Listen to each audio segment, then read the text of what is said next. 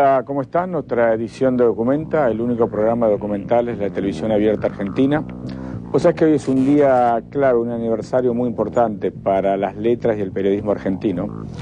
Hoy se cumplen 30 años del asesinato de Rodolfo Walsh.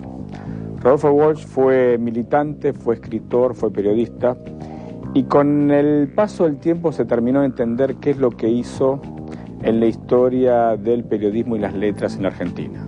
Vos pensás que en su arranque ideológico, allá por 1955, fue gorila. Y finalmente, con el paso del tiempo, terminó reivindicando al peronismo y las ideas más profundas de este movimiento político. Entonces, a continuación, vas a ver un documental exclusivo que cuenta la vida de Rodolfo Walsh, un periodista comprometido con su tiempo.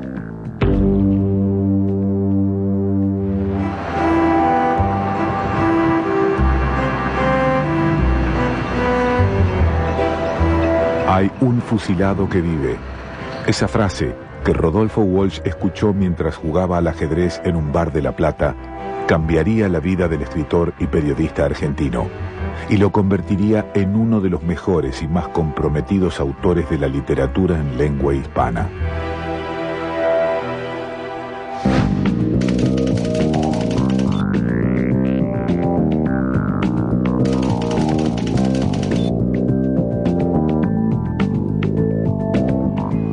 Estaba tan desinteresado de lo que podía ser la política argentina que decían, no me interesaba Aramburu, no me interesaba Rojas, no me interesaba Perón, ¿puedo volver al ajedrez? Puedo. Y volvió. Hasta que una noche le dijeron, hay un fusilado que vive, ahí empieza toda la historia.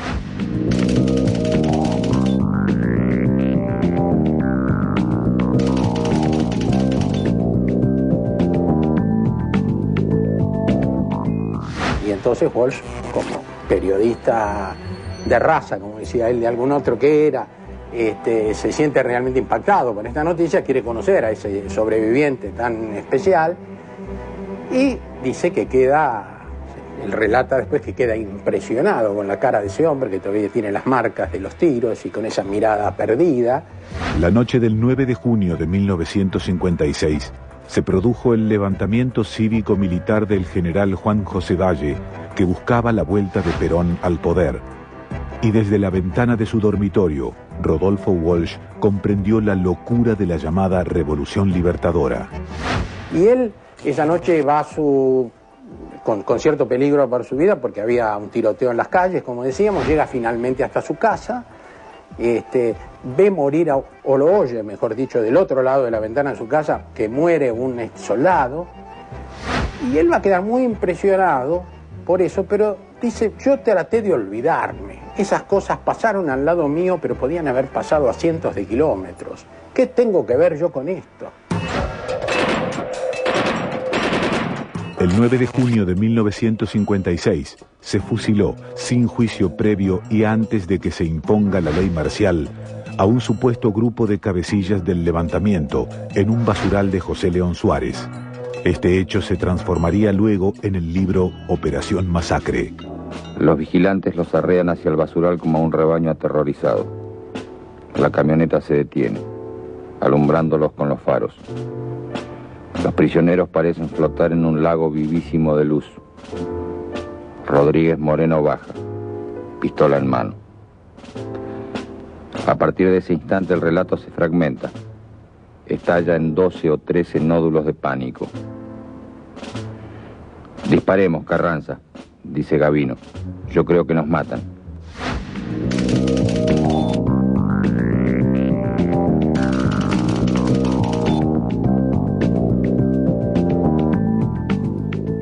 Lo que desenmascara Walsh es una confabulación del propio Estado para secuestrar y fusilar a ciudadanos indefensos, y donde precisamente el Estado trata de que eso no se sepa.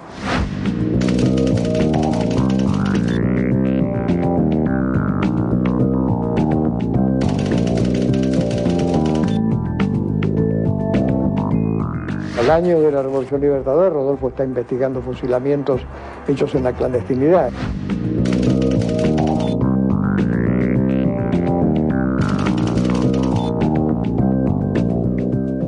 Operación Masacre refleja da testimonio también de los cambios y la profundización en un proceso de toma de conciencia política del propio Rodolfo. Libraga se va abriendo hacia la izquierda, sigilosamente, paso a paso.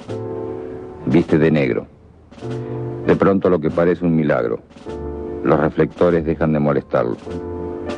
Juan Carlos Libraga se salvó aquella noche de ser fusilado, y Libraga se transformó en el punto de partida de Operación Masacre.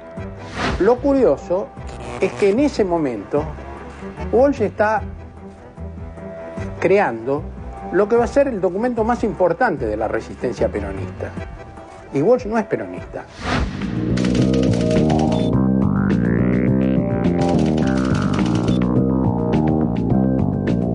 Operación Masacre cambió su vida, naturalmente cambió su vida y cambió la vida de toda la familia, porque a raíz de las denuncias periodísticas y de las consecuencias de esas denuncias periodísticas, a mi padre lo empiezan a buscar, lo empiezan a perseguir. Él estaba convencido que iba a ganar un premio al periodismo, digamos, por la investigación que había hecho.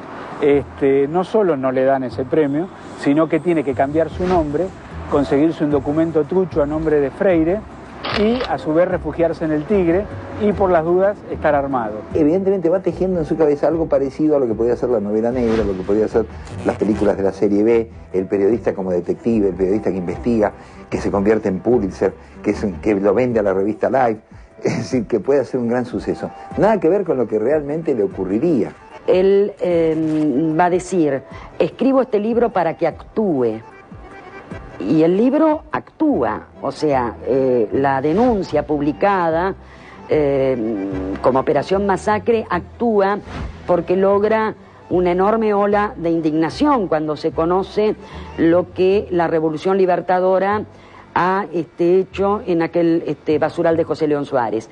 Y entonces empieza a llamársela la Revolución Fusiladora, o sea que el libro actúa. Vos sabés que a partir del testimonio de Patricia Walsh, que es la hija de Rodolfo Walsh, hay algunas cosas interesantes para remarcar. En principio, el impacto de la literatura y el periodismo mezclados en sus dosis más correctas, que provocan hechos sociales. Lo que decía Patricia Walsh, ya no era la revolución libertadora, sino la revolución fusiladora. Ese es un punto a tener en cuenta. Lo segundo, vos sabés que hay una nueva tendencia en el periodismo que se llamó precisamente nuevo periodismo a partir de un escritor llamado Truman Capote, que escribió un libro muy conocido que se llama Sangre Fría. Fíjate lo interesante de Rodolfo Walsh. Rodolfo Walsh aplica las reglas básicas del nuevo periodismo con Operación Masacre antes de Truman Capote. Y eso sucedió en la Argentina precisamente con la obra de Walsh. A continuación lo que vas a ver es cómo Rodolfo Walsh sigue mezclando la literatura y el periodismo, pero empieza a surgir su faz más importante de los últimos tiempos, esto es el Rodolfo Walsh militante. Y vas a encontrarte con una historia muy interesante vinculada a la Revolución Cubana y cómo Rodolfo Walsh, a partir de su inteligencia y del conocimiento, le da a la Revolución Cubana una de sus victorias más esplendorosas a principios de la década del 60. La revolución libertadora de Pedro Eugenio Aramburu seguía matando. El 13 de junio de 1957 se produjo, por orden del general Juan Constantino Quaranta, el asesinato de Marcos Satanovsky, abogado del diario La Razón. Había una situación muy curiosa con el diario La Razón, que durante el gobierno peronista no había sido comprado como otros diarios por la cadena estatal, pero había una caución de acciones. Entonces después, cuando el gobierno de la Libertadora revocó esta situación, no quedaba claro si el propietario anterior, que era Peralta Ramos, tenía derecho sobre el diario o no lo tenía. Satanovsky era abogado de Peralta Ramos y de alguna manera el crimen de Satanovsky fue una forma brutal de presionarlo a Peralta Ramos. Y había una conspiración de un grupo de militares de los servicios de inteligencia para apoderarse de las acciones que demostraban la propiedad del diario. Fue la pesada de la CIDE la que se encargó de remover el principal obstáculo a las inquietudes periodísticas de Quaranta, el defensor de Peralta Ramos, Marcos Satanovsky. Y ahí entonces hacemos el primer trabajo juntos, Rodolfo y yo, que es la investigación del asesinato del abogado Satanovsky. Se creó una comisión parlamentaria, Rodolfo mantuvo su independencia y hubo un nexo entre la comisión parlamentaria y Rodolfo. Ese nexo era yo.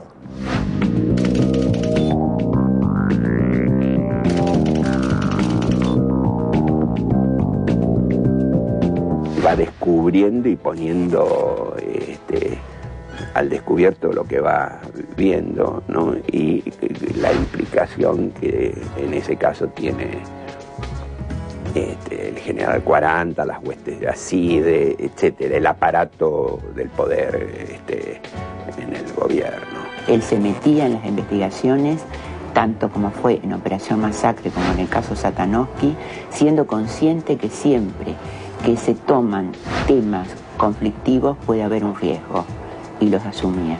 Fue una investigación muy interesante, llena de riesgos. Siempre está el pretexto de que éramos muy jóvenes, de manera que cargamos con el tema, y con la gran decepción que fue que el descubierto el móvil y descubierto quien había ordenado el asesinato resultó impune. Ese año 58 fue muy duro para mi hermana Vicky y para mí. Vamos a un internado donde pasamos el año 58 y veíamos a mi padre los domingos. Era mi hermana la que tenía que explicar aquel domingo en el cual papá no llegaba tarde o no venía, y la explicación la pude entender muchos años después. Papá estaba investigando y denunciando el caso Satanovsky. La investigación, terminó en el año 59 y ya cuando terminó estábamos marchándonos a Cuba.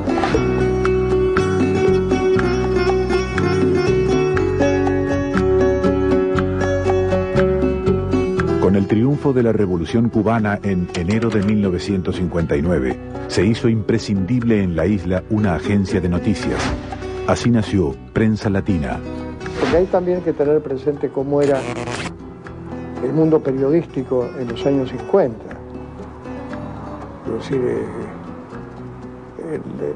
el 90% de la información estaba a cargo de 3 agencias norteamericanas, que eran la United Press, la Associated Press y la International News Service.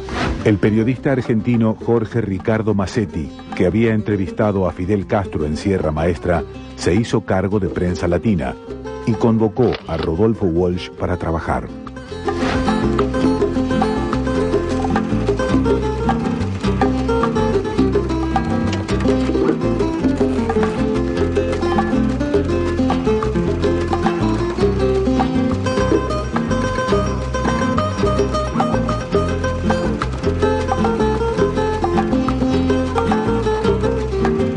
Va a La Habana, esa Habana inaugural, esa revolución recién estrenada en 1951, donde, como él dice, por ahí la presencia de un guajiro en la puerta indicaba que el Che estaba charlando en su oficina con Massetti. Y era una redacción de lujo, o sea, ahí estaban grandes intelectualidades de América Latina, estaba Gabriel García Márquez, para citar algunos nombres. Yo era secretario de un turno de redacción y Rodolfo dirigía el Departamento de Servicios Especiales. Mi padre nos escribía diciéndonos que Fidel era más simpático que Frondizi.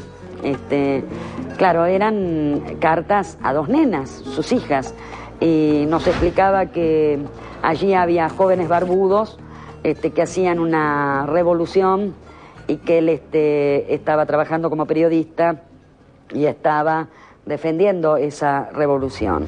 Entre las tareas que realizó Walsh para Prensa Latina, hubo una que torció el rumbo de la historia. Walsh una noche ve un cable de una agencia de noticias que se llamaba Tropical Cable, que venía lleno de números, de lista de números. Entonces Walsh dice, esto es una clave, esto es un mensaje en clave. Pusieron un canasto y salía papel todo el tiempo, pero indescifrable. Indescifrable para las personas normales, no para Rodolfo. Se van a estudiar criptografía, cómo se descifra un mensaje, y lo descifra.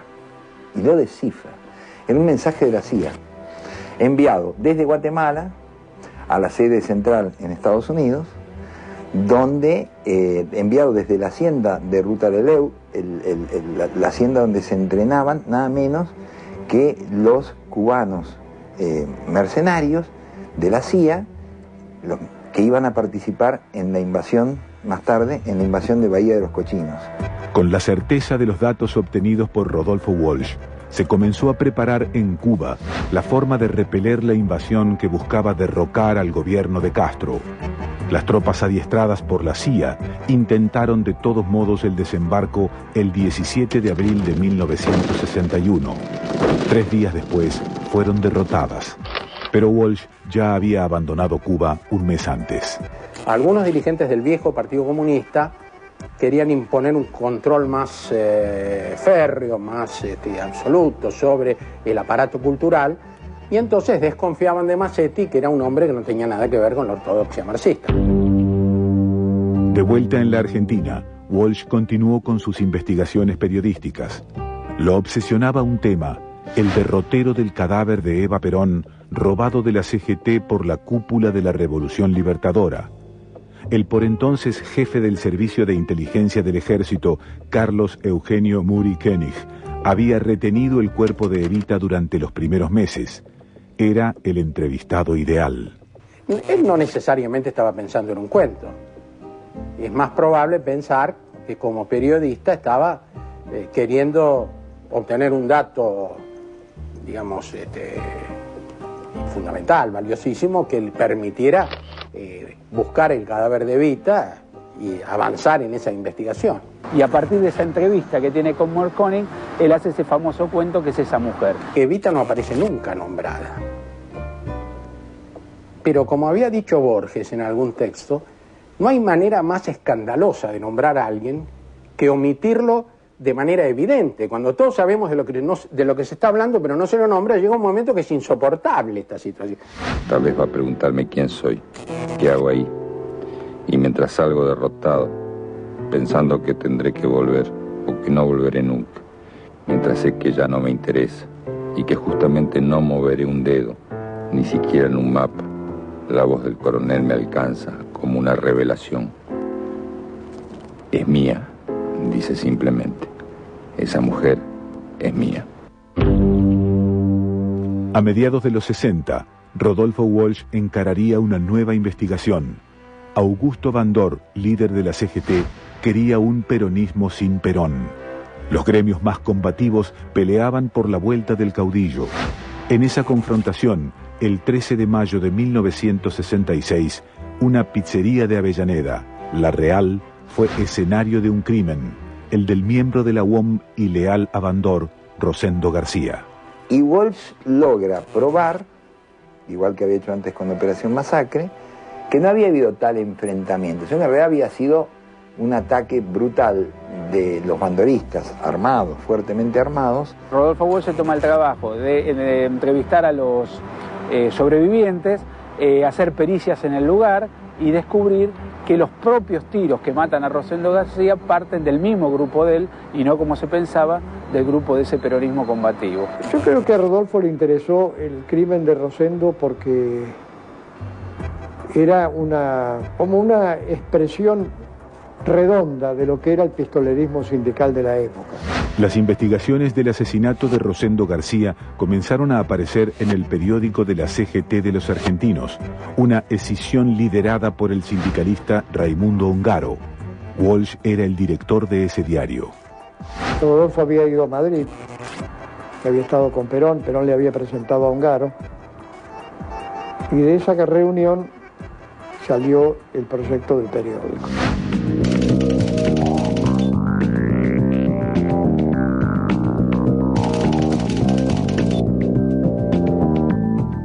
Rodolfo lo conocí en los años 60, pienso, en la época de la CGT de los argentinos, y era para nosotros un referente en cuanto a lo que podía llegar a ser el escritor y el periodista, ¿no? Yo diría que la CGT de los argentinos fue también el lugar donde Walsh aceleró su compromiso político. Y Rodolfo Walsh mismo se pregunta, dice, estoy con esta gente sindicalista, es peronista, yo soy peronista, y ellos mismos le dicen, sí, no tengas ninguna duda, vos sos peronista porque defendés al pueblo y defendés a las organizaciones obreras. En 1970, cuando Raimundo Villaflor, que era este activista metalúrgico de Avellaneda, que había tenido participación en los incidentes que él relata en Quién mató a Rosendo, le dice, bueno, vos tenés que entrar a las Fuerzas Armadas Peronistas. Le dice, ¿cómo voy a entrar yo a una organización que se llama peronista si yo no soy peronista? Y parece que el otro se rió, como dice, le dice, vos no sos peronista, lo disimulás bastante bien. Lo que pasa es que en realidad vos y yo vamos a coincidir. Si ahora en el 2007 vos pedís una definición de qué es ser peronista, y es bastante complejo, ¿no? Vos pensás que el peronismo como tal empezó a surgir aquel 17 de octubre de 1945. Y hoy, 25 de marzo de 2007, yo creo que no hay nadie en la Argentina o fuera de nuestro país que te pueda dar una definición de pocas páginas, yo te diría 50, 60, 100 páginas acerca de lo que es peronista o lo que significa ser o pertenecer al peronismo. Y Rodolfo Walsh es una muestra de eso. Vos pensás que Rodolfo Walsh viene de la derecha, viene de los grupos vinculados al catolicismo, viene de aplaudir el golpe de Estado del 55 y luego empieza a evolucionar, y ahí notás cómo factores externos empiezan a cambiarle la mirada sobre las cosas. Por ejemplo, la Revolución Cubana y el hecho de sentir y notar que hay un factor de poder muy vinculado a la derecha que empieza a tomar posiciones muy contradictorias respecto al peronismo, por ejemplo el golpe de Estado, y él considera desde su mirada de las cosas que el peronismo en definitiva viene a solucionar las asimetrías entre pobres y ricos, y ahí está su compromiso que se va a profundizar con el correr de los años, ¿no? Hasta llegar a formar parte de lo que todo el mundo ya conoce, el movimiento Montoneros.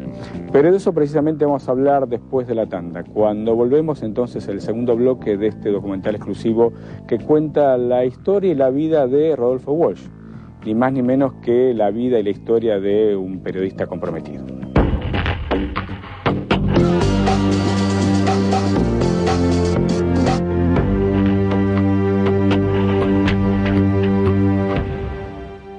Arrancamos el segundo bloque de esta nueva emisión de Documenta. Hoy estamos poniendo al aire un documental exclusivo que cuenta la vida de Rodolfo Walsh. Vos pensás que un día como hoy, hace 30 años, Rodolfo Walsh desaparecía. Era secuestrado por un grupo de tareas de la Armada Argentina. Lo que vas a ver a continuación en este segundo bloque es cómo Rodolfo Walsh termina de involucrarse en los movimientos políticos de izquierda dentro del justicialismo, cómo forma parte de la resistencia peronista a la dictadura de Onganía, cómo trabaja para el regreso de Perón a la Argentina y cómo se involucra en definitiva en el gobierno de Héctor J. Cámpora. Eso es lo que vas a ver a continuación. En definitiva, el final de una vida asignada por el compromiso, las letras y el periodismo. La vida de Rodolfo Walsh. La dictadura que había arrancado en 1966 con Juan Carlos Onganía estaba a punto de terminar con Alejandro Agustín Lanusse en 1973. El Frente Justicialista de Liberación, con Héctor Cámpora como candidato a la presidencia, había triunfado sin necesidad de segunda vuelta. Rodolfo Walsh supo dónde estaba su lugar. Se vuelca hacia la literatura más politizada, hasta que ya en una elección final deja de lado la literatura totalmente o casi totalmente para hacer apenas el periodismo de denuncia, pero muy muy unido, vinculado estrechamente a su militancia política. Pasa a la FARC y finalmente cuando se fusionan la FARC con Montoneros, a Montoneros. En todas ellas, ¿qué hace? Desarrolla lo que había aprendido solo, como autodidacta, en Cuba, cuando descifró el mensaje de la CIA. Y comienza a crear aparatos de inteligencia.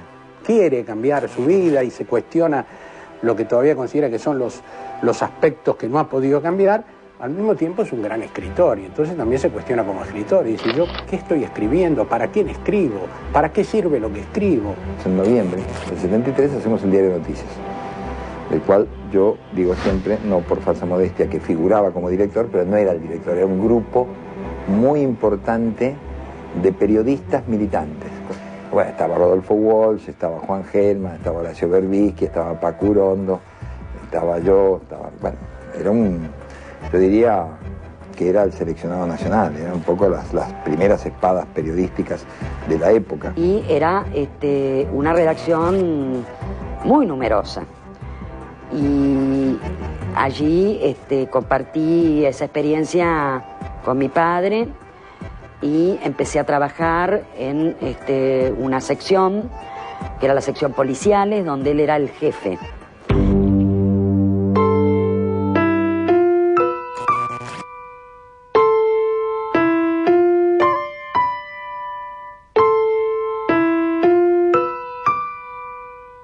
El 1 de julio de 1974, la muerte de Perón significó que la violencia se profundizara.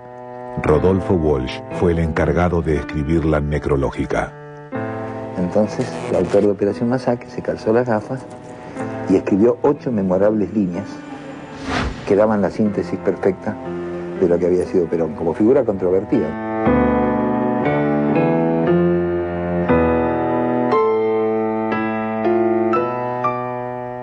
Los montoneros pasan a la clandestinidad, se supone que todos los que estaban allí integrados, en septiembre del 74. Walsh discutió duramente esa decisión tomada por la cúpula de la organización. Walsh pensaba que había que hacer una resistencia, no colocarse como locomotora a enfrentar a la otra locomotora que venía, porque esta era una locomotora chiquitita, de juguete, y la otra era una locomotora diésel en serio. Yo lo veía en la última época, cada 15, 20 días, un poco para hablar de la situación, para comentar lo que pasaba, para ciertas orientaciones más políticas, además en una situación que ya era muy difícil y que él tenía una posición muy crítica, que siempre compartió con nosotros, muy crítica hacia la política de la conducción de la organización.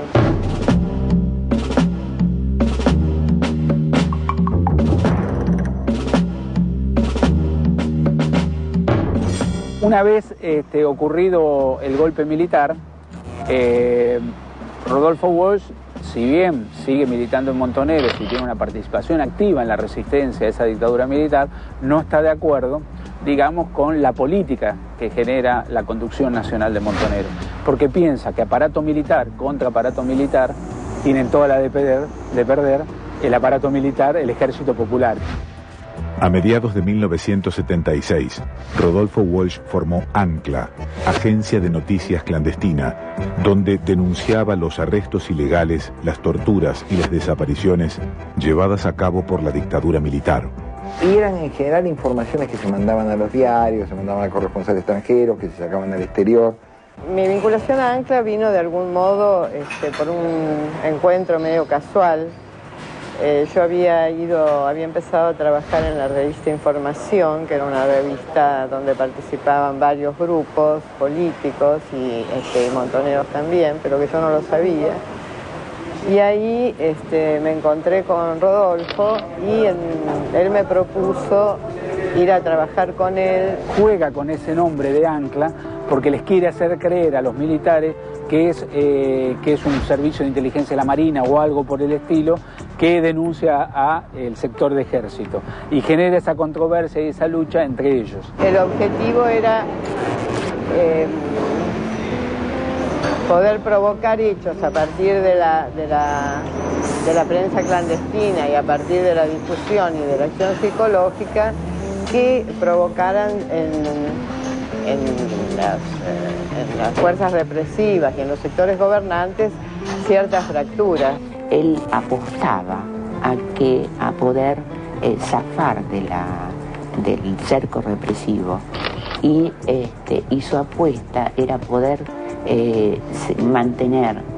mantenerse y seguir viviendo en el país para resistir desde el interior, digamos, con su oficio, con sus cartas polémicas, con su escritura. Rodolfo Walsh se quedó en el país.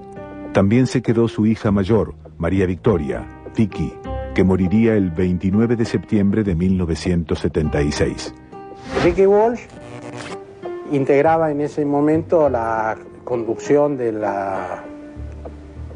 de la organización Montoneros en la capital federal y asiste a una reunión que se hace en la calle Corro, en una casa de Floresta, y esa reunión es, digamos, la casa rodeada por el ejército con un despliegue militar que era no para detener a 5 personas, sino a 500. En realidad, Rodolfo relata en la carta a sus amigos que finalmente una mujer joven, que todo parece indicar que era Vicky, junto con otro compañero, están en el techo y se pegan un tiro delante de los represores, diciendo que ustedes no nos matan, sino nosotros nos quitamos la vida.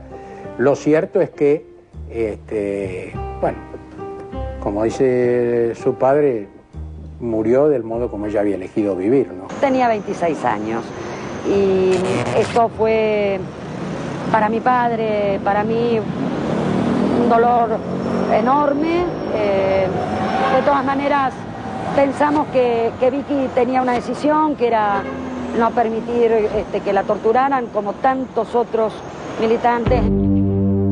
Rodolfo consideraba ya a fines del 76 que la derrota de Montoneros, digamos, de la resistencia armada, era irreversible.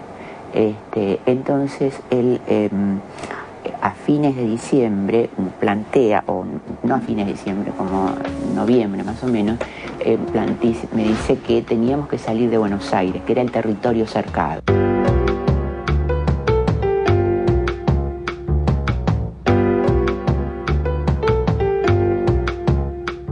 Y de algún modo él pone en práctica lo mismo que sugiere que la organización haga. Entonces él mismo también reduce la frecuencia de sus contactos con la estructura de la organización, se va a vivir a las afueras de la capital, en San Vicente, donde alquilan una casa con su compañera de entonces, con Lilia. Así llegamos a San Vicente y encontramos esa casita donde fuimos llevando de a poco todas nuestras pocas pertenencias. Sabía lo que estaba pasando con la gente que caía en situación de derrota, caía detenida, y además toda la metodología que estaban usando las Fuerzas Armadas, el tema de la tortura sin límites, había escrito en relación con esto, lo hablábamos mucho. Y él tenía la idea, y lo decía, de que caer vivo en esas condiciones era perder la mitad de la batalla. La última vez que vi a mi padre fue el 24 de diciembre, Nochebuena. Pasamos juntos la Nochebuena y allí hablamos muchas horas. Él ya estaba pensando en escribir la carta abierta a la Junta Militar. A punto de cumplirse un año del golpe de Estado, Walsh decidió escribir su carta abierta a la Junta Militar. A fines de diciembre la estructura ya estaba definida y de diciembre a marzo fue todo el trabajo de escritura de la carta, que en realidad fue el 9 de enero del 77, el día en que cumplió 50 años, en que decidió hacer una apuesta y me dijo: la apuesta es que para el 24 de marzo, cuando se cumple un año del gobierno militar, quiero empezar a difundir la carta abierta y terminar también el cuento Juan se iba por el río. Yo creo que Rodolfo tuvo en ese momento la idea de que él podía volver a ser un analista político, digamos. Yo había leído el borrador de la carta en un encuentro con él unos 10 días antes de que él cayera, 8 o 10 días antes. Él había llevado el borrador de la carta a la Junta que estaba escribiendo y que estaba muy contento de que le iba a firmar. Él iba a escribir porque de algún modo era reasumirse como Rodolfo Walsh, ¿no? Estas son las reflexiones que en el primer aniversario de su infausto gobierno he querido hacer llegar a los miembros de esa Junta, sin esperanza de ser escuchado, con la certeza de ser perseguido, pero fiel al compromiso que asumí hace mucho tiempo de dar testimonio en momentos difíciles.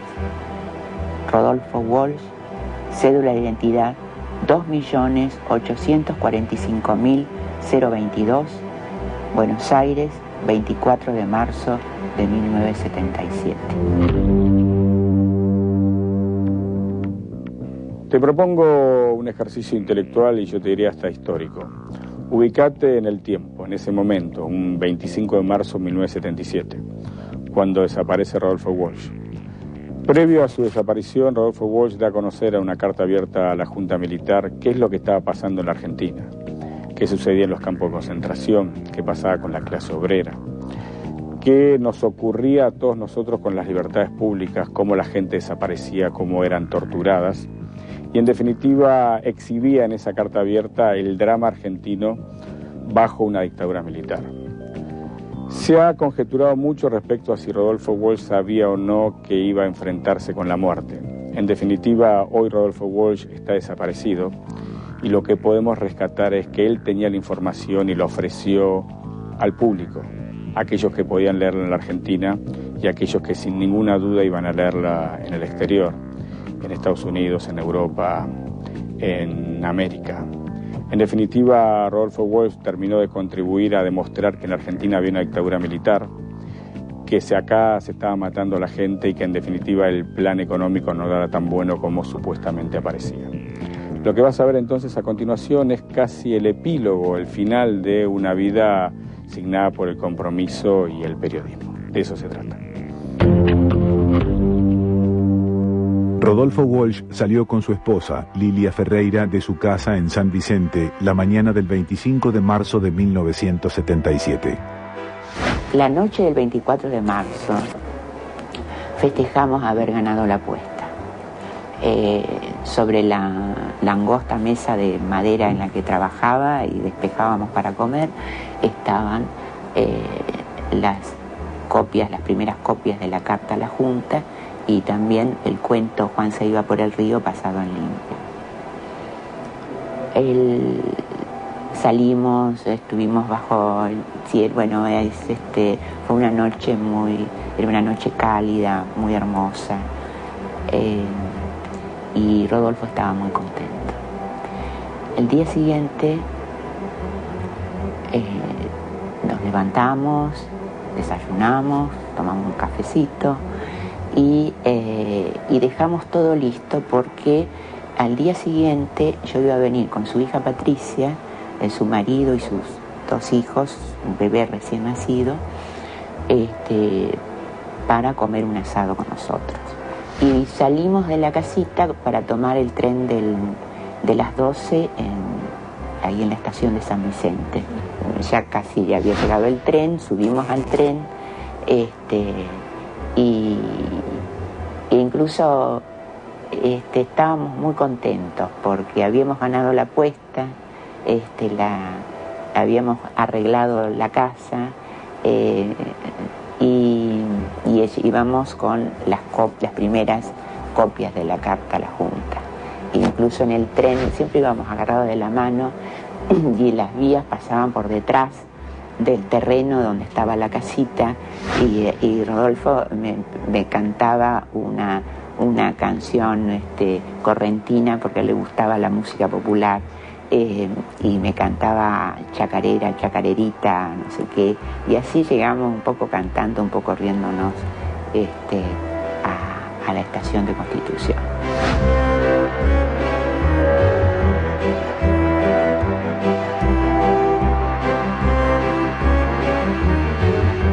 Él recibe un llamado a uno de esos teléfonos que se alquilaban en la época de la clandestinidad. Ahí en esa esquina de la estación Constitución nos separamos. Él iba vestido como un jubilado, con un sombrero de paja beige, vestido con una camisola de esas camisas tipo guayabera con bolsillos de manga corta, un pantalón también marrón, y al cruzar se dio vuelta, se sonrió, levantó la mano y yo lo miré y nos reímos también, y lo último que le dije fue: no te olvides de regar las lechugas. Él se rió, dio media vuelta y desapareció para siempre. Esa cita era en este lugar y la razón por la cual mi padre, que era un militante hasta el último momento de su vida, concurre a una cita, es también significativa. Sabía que estas citas estaban siendo absolutamente peligrosas, que estaban muchas veces formando parte de emboscadas, pero él viene porque recibe una carta o le cuentan el contenido de una carta donde una muchacha joven, una compañera de su organización, le pide ayuda. Llevaba una pistola de bajo calibre, una Walter PPK calibre 22, que se la ponía siempre acá. Yo decía, tened cuidado, Rodolfo, porque un día te vas a volar los genitales.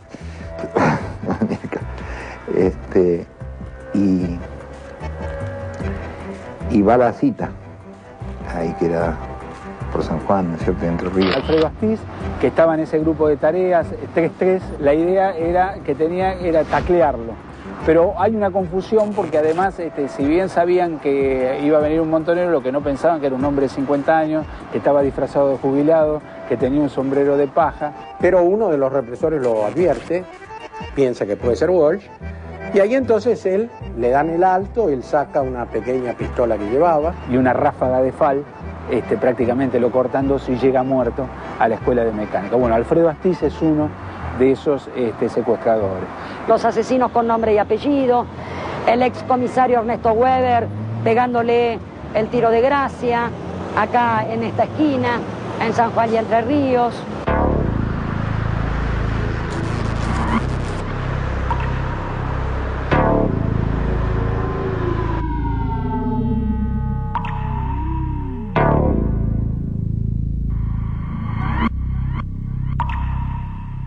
El cuerpo sin vida de Rodolfo Walsh fue trasladado a la Escuela de Mecánica de la Armada. A mí me detienen, a mí me detuvieron en junio del 77. Hacía 3 meses que había caído Rodolfo. Yo estaba convencida de que si Rodolfo había caído no nos esperaba un destino demasiado diferente. El subcomisario Weber, cuando llega a la escuela mecánica, va a comentar: este hijo de puta no se caía, lo acribillábamos a balazos y seguía parado, ¿no?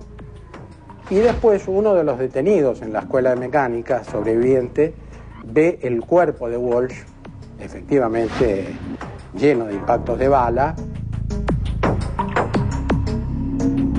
Los que integraban el grupo de tareas de la Escuela de Mecánica de la Armada se pelearon entre sí, no habían podido llevarlo con vida para torturarlo, o sea que se peleaban a los gritos, por eso muchos escucharon esa pelea y supieron qué era lo que había pasado aquel día. Y hasta el día de hoy, bueno, ya han pasado 30 años, no sabemos qué hicieron con su cuerpo. Sabemos que lo tiraron en un pasillo en la Escuela de Mecánica de la Armada, que estaba con muchos impactos de bala, prácticamente cortado en dos por una ráfaga de ametralladora, dice uno de los testimonios, y de allí lo desaparecieron. No se sabe qué destino tiene después, si lo queman, si lo incineran, si lo arrojan al mar, si lo entierran en alguna tumba en N. O sea, esto es absolutamente, desgraciadamente, uno de los secretos que no se han podido develar. El 25 de marzo, cuando nos separamos con Rodolfo ahí en Constitución, yo empecé mi recorrido por los buzones de la ciudad para despachar las 5 copias de la carta que yo tenía.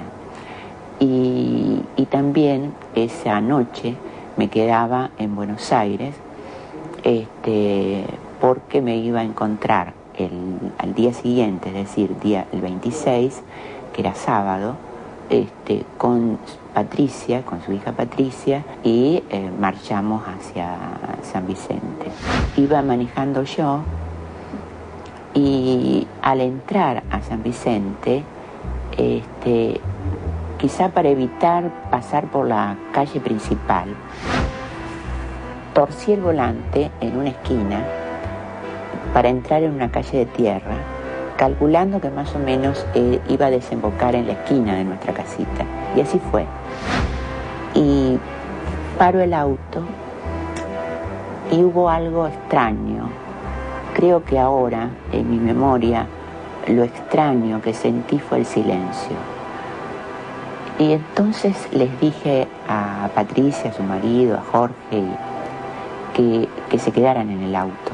Entonces entro, camino y empiezo a ver que en el pasto había cosas tiradas, como bolsas, y tuve un primer momento como de, bueno, pero ¿qué hizo Rodolfo? ¿Cómo que acá hubo una tormenta? ¿Qué pasó? ¿Cómo? Estaba todo tan prolijo, tan lindo, ¿cómo? Pero esto es fugaz, ¿no? Y sigo caminando, cuando llego frente a la casita la veo sin ventanas, sin nada, y las paredes totalmente destruidas, perforadas por impactos, digamos, de arma de grueso calibre, evidentemente, y además no había nada, es decir, me asomo y el piso de ladrillos estaba nada, no había, estaba todo, las paredes destruidas, no había nada, y bueno, ahí yo pegué media vuelta y salí corriendo. Dije, no, vamos de acá. Y que además había sido allanada su casa y ahí había muchos cosas personales y papeles de Walsh. En la casita de San Vicente estaba el material inédito de Rodolfo, lo que había escrito durante todos los años de clandestinidad, de militancia. En la parte más alta de la ESMA estaba yo, pero después, cuando me pasaron a otro piso donde había una biblioteca, ahí encontré muchos papeles, cosas de Walsh, pero eran de la casa, notoriamente, eran boletas de la luz, cosas de ese tipo. Había un telegrama de felicitación para un cumpleaños de una amiga personal de él. Bueno, cosas de ese tipo, pero no encontré otros materiales. Después, en otro momento, encontré una carpeta que no sé muy bien por qué estaba ahí, tampoco pregunté demasiado, una carpeta donde había varios documentos, de los documentos de los que después se publicaron como papeles de Walsh. Algunos eran documentos internos, políticos de la última época, y otras eran como especie de cartas personales. Entonces, que estaban en una carpeta, en folios. Entonces ahí vi la carta a Vicky que escribió, no sé si se llamaba la carta a Vicky, pero decía querida Vicky o algo así, que era la carta que escribió cuando se enteró de la muerte de su hija, y la saqué. Fue en este barrio, en estas calles, no sé el lugar exacto, pero sé que fue aquí. Y bueno, han pasado 30 años y todavía esperamos que los asesinos estén condenados y que cumplan su condena. Estamos terminando esta nueva edición de Documenta, hoy un homenaje a Rodolfo Walsh, por pensar que un día como hoy lo secuestraban, el 25 de marzo de 1977. Hay una frase básica que lo vincula en definitiva a la historia del periodismo. Esto tiene que ver con, hay un fusilado que vive. A partir de ahí, de ese conocimiento, Rodolfo Walsh empieza a hilvanar lo que luego fue una obra básica de la literatura y el periodismo nacional, que es Operación Masacre. Luego uno puede irse a la literatura y a la política y acordarse del cuento corto que vincula a Eva Perón, esa mujer, el desagrado con que la aristocracia asumía a quien en definitiva hoy sigue siendo un ícono de los movimientos populares argentinos. Y por último, si te acordás alguna parte de la carta abierta a la Junta Militar, él hace referencia a que siempre hay que dar testimonio en los momentos difíciles. Me parece que a través de estas tres frases vinculadas en distintos momentos de su vida uno termina de entender la naturaleza, la esencia de Rodolfo Walsh. Como te dije al principio, nada más ni nada menos que un periodista comprometido. Chao, hasta la semana que viene.